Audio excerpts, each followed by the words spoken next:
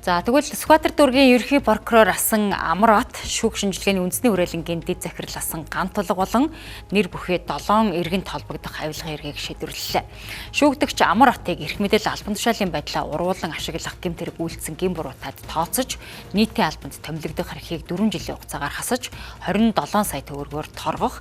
За шүүгдэгч Мандах хоёрыг эрх мэдэл албан тушаалын байдлаа урвуулан ашиглах гэм тэрэгт хатгагчаар хамтран оролцсон. За заллах гэм тэргийг бусдад их хэмжээний хохирол учруулж үйлдсэн, хүнийг амиа орлох нөхцөл байдалд хүргэх гэм тэрэг үйлдсэн зэрэг гэм тэрэг үйлдсэн гэм буруутайд тус тооцож нийтийн албанд томилогдох эрхийг 4 жилийн хугацаагаар, хуульчийн мэргэжлийн үйл ажиллагаа явуулах эрхийг 1 жилийн хугацаагаар тус хасаж нийт 9 жилийн хугацаагаар хорих ялаар торгож нээлттэй хорих байгууллагад эдлүүлэхээр шийдвэрлсэн байна.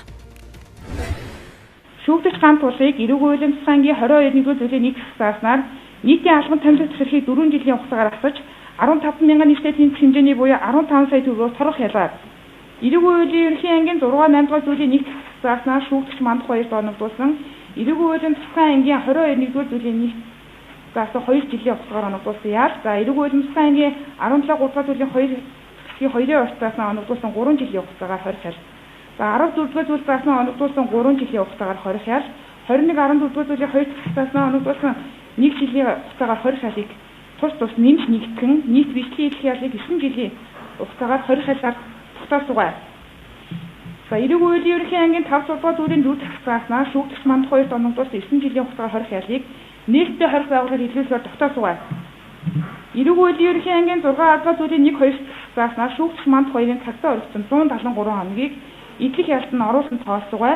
Шүүгдэгч Гант Тулгыг цагтаа өргөцсөн 32 хоногийн 1 хоногийг торох ялын 15 мянган төгрөгөөр тооцож энэ тогтоолон оногдуулсан ялаас хасч идэх ялыг 14 сая 520 мянган төгрөгөөр тогтоосгоо.